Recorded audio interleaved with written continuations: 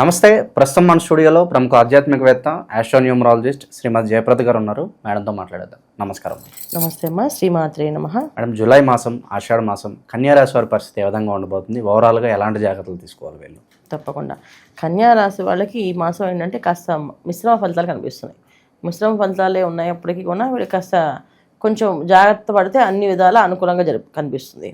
జాగ్రత్త ఏ విషయంలో అంటే ఉద్యోగాల విషయాల్లో కాస్త జాగ్రత్తగా ఉండాల్సిన అవసరం అయితే ఉంది. ఉద్యోగాలు వచ్చే అవకాశం ఉంది, ఉద్యోగాలు పోయే అవకాశం కూడా ఉంది ఈ మాసంలో. ఎందుకంటే వీళ్ళకి కన్యారాశి వాళ్ళకి రవి అంత అనుకూలంగా లేడు. దశమస్థానంలో రవి 15 రోజులు, తర్వాత లాభస్థానంలో రవి 15 రోజులు.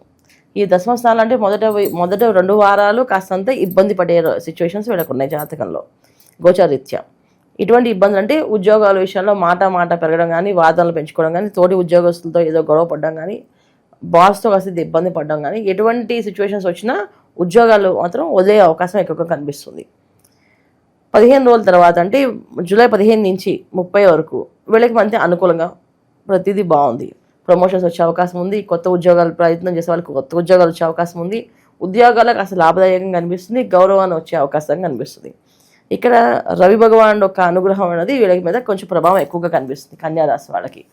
సో అందుకని ఏంటంటే జాగ్రత్త పడాల్సిన అవసరం ఏ విషయంలో ఉద్యోగస్తులు. వ్యాపార విషయంలో వచ్చినప్పుడు వ్యాపారాల్లో చేసే ఏవైతే ఉన్నాయో సొంతంగా చేసే వ్యాపారాలు, ఇండిపెండెంట్గా చేసే వ్యాపారాలు, వీళ్ళు కాస్త జాగ్రత్తగా ఉండాల్సిన అవసరం. మొదటి 2 వారాలు కాస్తంత ఇబ్బంది పెట్టే అవకాశాలు ఉన్నాయి.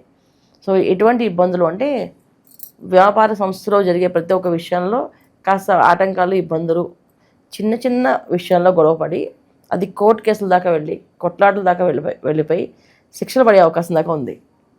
సో అంటే జైలుకి వెళ్ళే అవకాశం కూడా కనిపిస్తుంది ఈ మాసం కన్యారాశి వాళ్ళు. ఏదైతే మొదటి 2 వారాలు కాస్త వీళ్ళకి ప్రతికూలంగా కనిపిస్తుంది, తర్వాత 2 వారాలు అనుకూలంగా కనిపిస్తుంది. సో అందుకని ఏంటంటే ఎక్కడైనా వాదన వస్తుంది అంటే దూరంగా ఉండడం, వాదనలోకి దిగకుండా ఉండడము, వాదనలకి దూరంగా ఉండడము, మధ్యవర్తి పనులకి దూరంగా ఉండము, మధ్యవర్తంగా ఏ పనులు చేయకూడదు.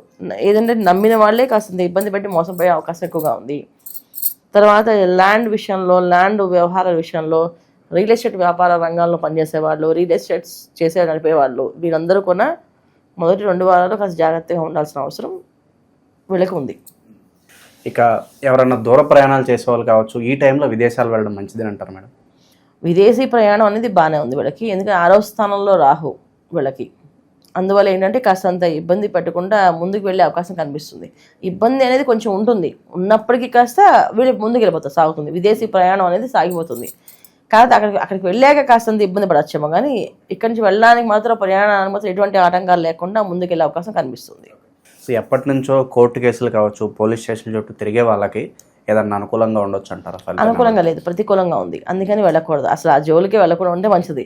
ఇప్పుడు మామూలుగా ఇంట్లో నిత్యం హాయిగా ఉద్యోగానికి వెళ్ళేవాళ్ళు రోడ్డు మీద జస్ట్ సిగ్నల్ దగ్గర బండి ఆపి ఏదో పక్కవాడి అంటే వీడి మీద ఎక్కువ యుద్ధానికే వస్తాడు.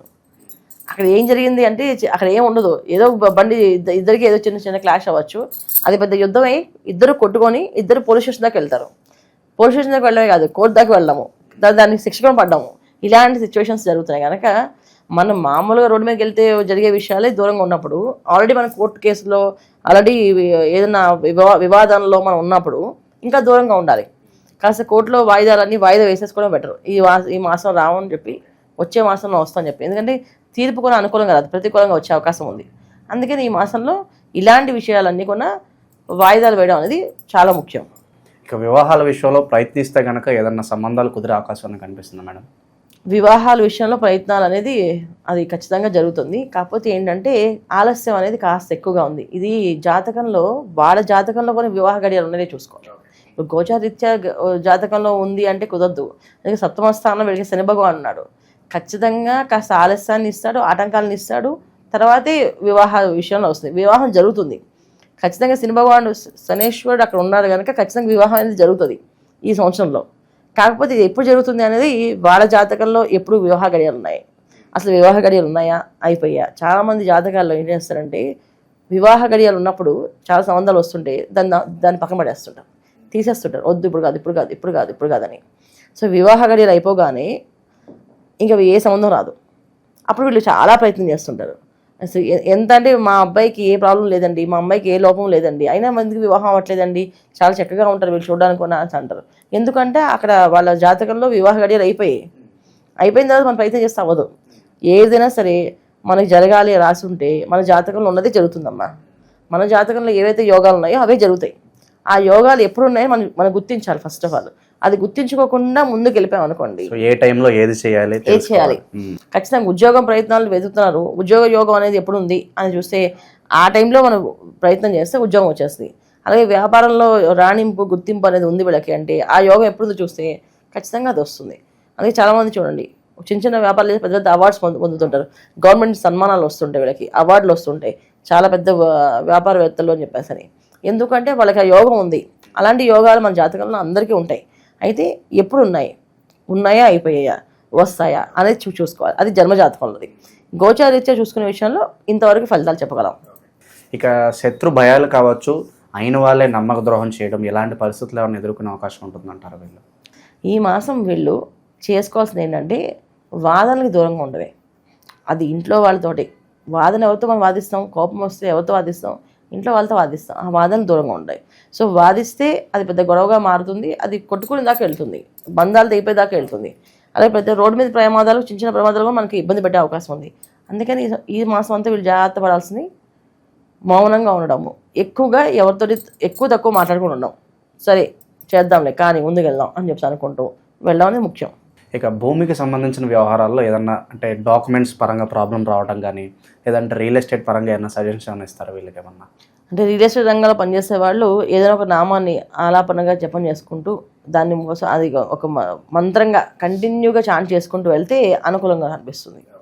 సో వీళ్ళు ఎటువంటి ఆరాధన చేసుకోవాలి అంటే విష్ణు సహస్రనామాన్ని ఎక్కువగా పారాయణ చేయడము, తర్వాత హరి ఓం నమః శివాయ అని మంత్రం చేయడం, ఇది చేస్తూ వెళ్తే కాస్త అనుకూలంగా కనిపిస్తుంది. ఏ పని చేసినా కూడా కాస్త ముందుకెళ్తే మనకు ఒక పాజిటివిటీ రావాలంటే నిత్యం ఏదన్నా మంత్రం ఉంటుంది మేడం చదువుకోవడానికి? ఏదన్నా నిత్యం నిరంతరం చేస్తే హరి ఓం నమః శివాయ, హరి ఓం నమః శివాయ, హరి ఓం నమః శివాయ అనే మా నామాన్ని ఎక్కువగా జపం చేస్తూ ఉన్నాం. పొద్దున్న లేచి కాస్త 108 తక్కువ కాకుండా చేయడం. ఎందుకంటే మనం ఎంత బ్రహ్మాండంగా లైఫ్ లీడ్ చేస్తున్నా, మన జాతకం ఎంత బ్రహ్మాండంగా ఉన్నా ప్రకృతి అనుకూలంగా లేదు మనకి. సో ప్రకృతిలో విపత్తులు అనేది మనకి తెలియకుండానే జరుగుతున్నాయి. ఎప్పుడు ఏం జరుగుతుందో, ఏ క్షణాన్ని ఏం అవుతుందో తెలియదు. అలాంటి పరిస్థితిలో మనం ఉన్నాం ఇవాళ ఆ పరిస్థితిలో ఉన్నాం కనుక అలాంటి ప్రమాదాల జోలికి మనం వెళ్లకుండా ఉండాలి, అలాంటి ప్రమాదాలు మనకి జరగకుండా ఉండాలి అంటే ఖచ్చితంగా ఇంట్లో ప్రతి ఒక్కరు దైవ నామస్మరణ చేయడము, పెద్దవాళ్ళకి కాస్త కాళ్ళ నమస్కారం చేయడము, పెద్దవాళ్ళు చెప్పిన మాట పడిచవరం పెట్టకుండా వినడము చేసుకుంటూ వెళితే ఈ కన్యారాశి వాళ్ళకి అనుకూలంగా కనిపిస్తుంది. సో దానాలు కూడా ఏదన్నా చేసుకుంటే బెటర్ అంటారా ఏదన్నా విశేషంగా? ఆషాఢ మాసం కదా, ఆషాఢ మాసంలో చక్కగా దానాలు అనేది అన్నదానం చేయొచ్చు, వస్త్రదానం చేయొచ్చు. ఏదైనా కావాలంటే వివాహానికి ఒక కన్యకి మంగళసూత్రాలు చేసి ఇవ్వచ్చు, బంగారం దానం చేయొచ్చు. బంగారం చాలా కాస్ట్ ఉన్నప్పటికీ పర్వాలేదు, ఇవి 1 గ్రామైనా దానం చేస్తే మంచిది వీళ్ళకి. చాలా బాగా వివరించారు మేడం. సో ఓవరాల్గా కన్యా రాశి వాళ్ళందరూ కూడా గోచార ఫలితాలు ఏ విధంగా ఉన్నాయో మేడం తెలియజేయడం జరిగింది.